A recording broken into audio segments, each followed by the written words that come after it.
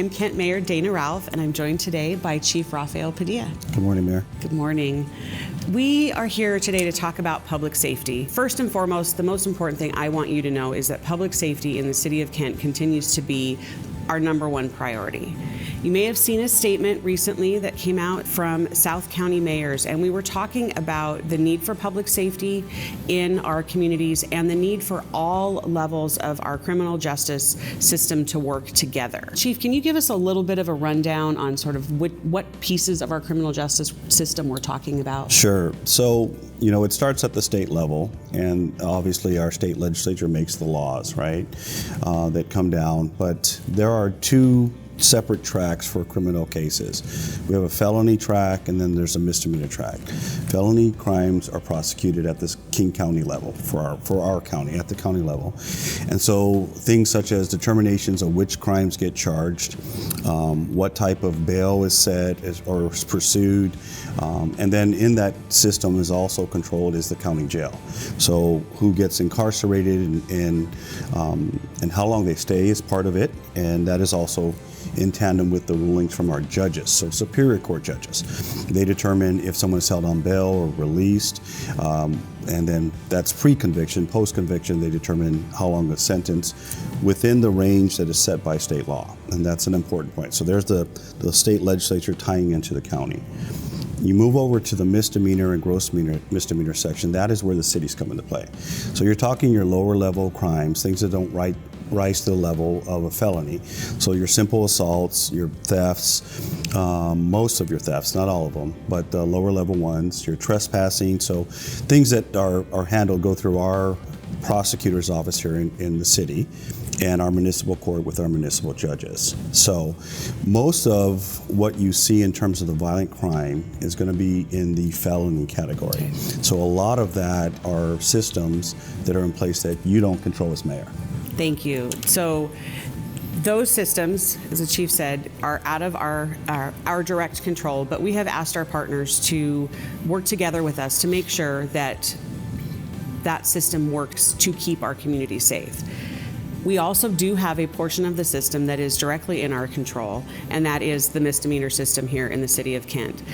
Several weeks ago, we brought forward 3 ordinances to the city council for their consideration. So along with that, ask for partnership at the different levels. The other commitment we've made is to do everything in our control, everything in our power to help keep our community safe. And these 3 ordinances are the first run at some of this work. So the ordinances that the City Council considered and has passed, with 3 of them. The first one is around graffiti. So it's asking our retailers that sell spray paint to keep that spray paint either behind a closed cabinet, behind a counter, or in the back room. Chief, can you talk a little bit about graffiti and some of the impacts that this law might have? Yeah, so we have seen a tremendous surge in graffiti, and I know you get a lot of complaints, I get a lot of complaints about it, and we're having a very difficult time trying to keep up with it. The other part of it is catching people who commit that crime. It's very difficult to do. It happens at late hours of the night. It's not reported hardly until after the fact to us through the 911 system. So the thought is looking at who's committing the crimes, and there is a good percentage of the crimes that are being committed by young people, and there's 2 tracks to that as well. Unfortunately, we do have a presence of gang graffiti in there, which is usually being committed by either wannabe or younger gang members in the gangs. The other part of it is tagging. So some of what people might refer to as street art is also being used, and we think there's a good percentage that are youth, so people under 18. So the concept is if we can limit or restrict who can purchase it, that will help, and also limit and control at the storefront access to that, ensuring maybe there is an adult involved with the purchase and or preventing theft of the spray paint may actually bring down some of the crimes. The next ordinance that council that we brought to council and that they recently passed has to do with solicitation of an occupied vehicle. So think about the person standing on the corner with the sign, and not only are they asking for something with that sign, whether it be food or cash, or we're seeing an increase in signs that say need some sort of medical treatment for a child. Those folks are not just standing on the corner, they're leaving the corner and going into traffic, which is creating some pretty dangerous situations. While we can't stop anyone from standing on the sidewalk, freedom to speech, they have the right to be in that public space, we can keep people safe, pedestrian safety and vehicle safety.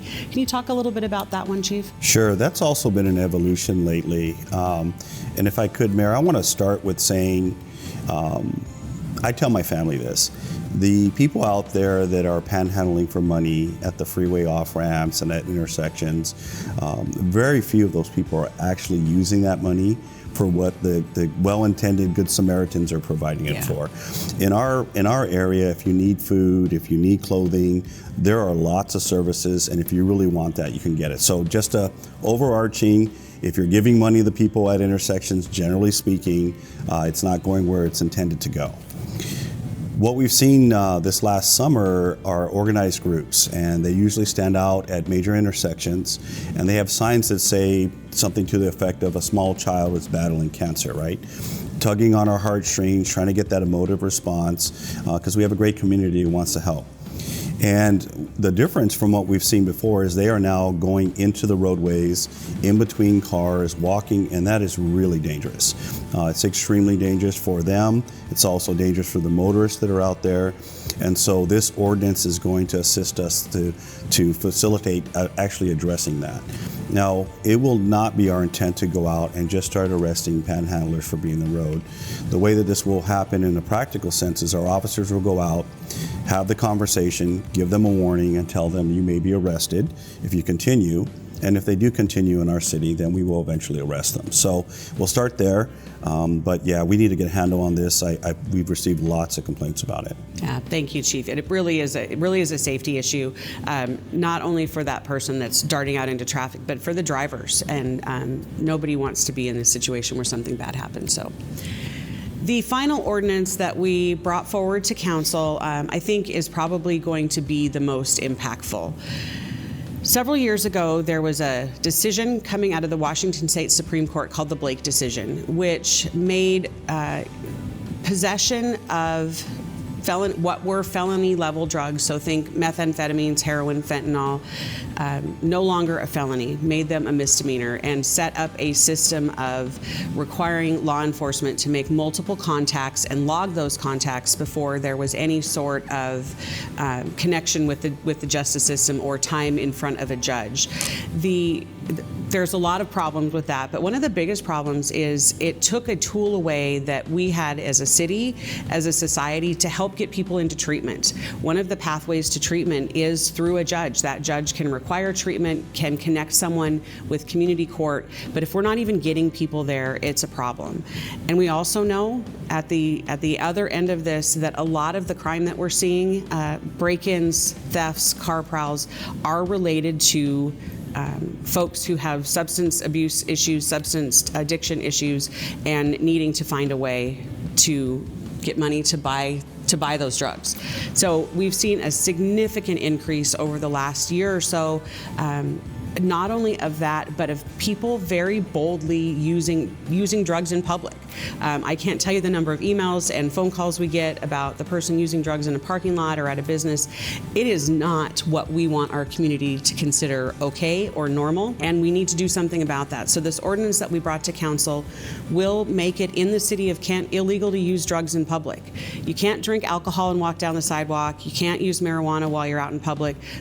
But until this ordinance passed, it wasn't illegal to use heroin in public. So we made a change. That's us doing what we can within our control. So Chief, you want to talk to us a little bit about this, what I think is a really important ordinance? Yeah, absolutely. You know, there's a saying that comes to mind, Mayor, what you permit, you promote.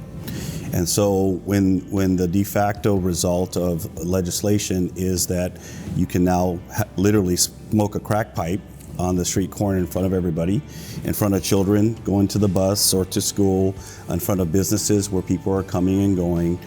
We've seen an explosion of this.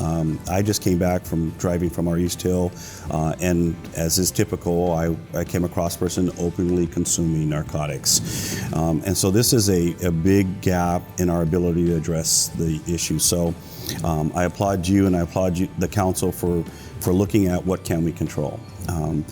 We understand the need for treatment, and that's our first approach. And what's failing in the system right now is that it's a voluntary system.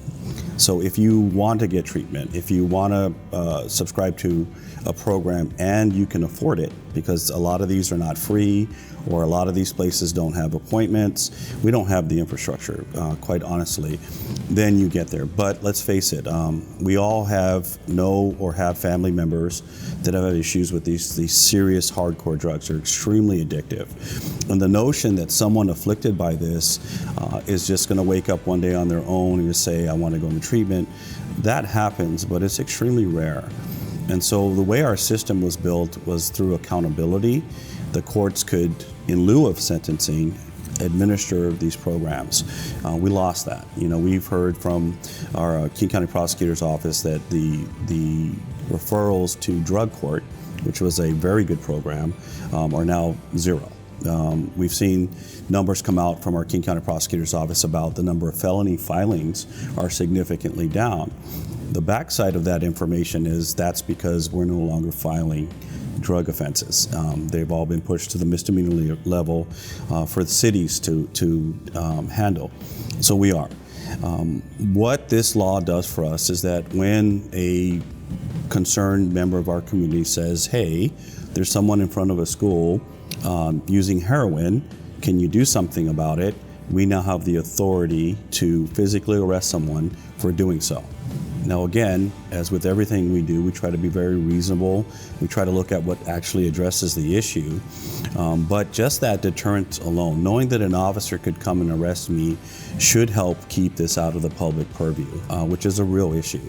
What we're seeing is because it's become the norm to be highly visible out there and just freely consume narcotics, it's become a community unto itself. You know as well, we're working on some areas in our city where people gather, 30, 40, 50 people gather, and they're there to consume drugs. And so this is a big issue. I'm glad we have this option.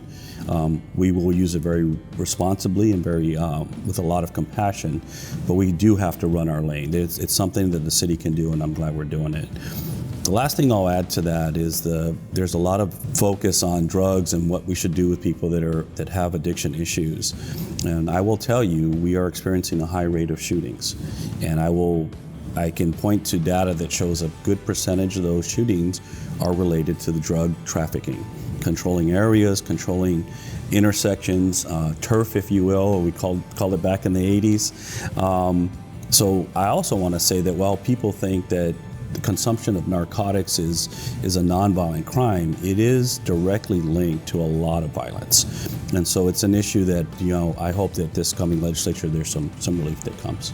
Thank you, Chief, for that. There's so many pieces to this, and when I think you've said it, I've said it, our end goal is to get people into treatment. The way that this legislation has occurred has really taken that pathway away. And my hope is that this is a tool for us to get folks into community court, connect them with services. The two things that will never, ever be obsolete: compassion and accountability. And we need to have both of those. And I believe that this ordinance will help get us back there. Yeah, I agree. As you can see here in the city of Kent, we're walking the talk. We do believe that public safety is one of our #1 priorities. It has to be. You deserve to live and work in a community that's safe. These ordinances are a step in that direction. If you would like more detailed information on these ordinances, please feel free to check out the Kent City Council Operations and Public Safety Committee meeting from August 16th. It's available on our website, on our YouTube channel, as well as on all of our social media. It's a great presentation with all of the details that you might be interested in. I want to say thank you to police department and our legal team for putting them together, doing all the research. And I want to say thank you to the City Council for your willingness to hear them and for your willingness to pass them. I really do believe that they are a step in the right direction to keeping our community safe and getting folks into the treatment, the resources, and the services that they need. It's always an and conversation. It doesn't have to be an or conversation. So with that, thank you very much, Chief. Any closing thoughts? I just really appreciate the support, your leadership, and the support from the council. We're going to do everything we can and control the things we can control. Thank you.